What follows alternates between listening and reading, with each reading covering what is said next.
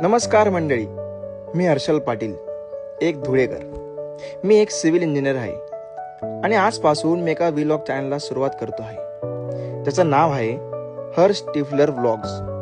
तर इथं तुम्हाला भेटतील मजेदार गोष्टी, भन्नाट सफरी आणि खास मराठमोळा अनुभव आणि त्याचबरोबर विविध विषयांवरील गप्पा. तर चॅनल सबस्क्राईब करायला विसरू नका. चला तर नेक्स्ट टाइम भेटूया माझ्या पहिल्या व्लॉगमध्ये.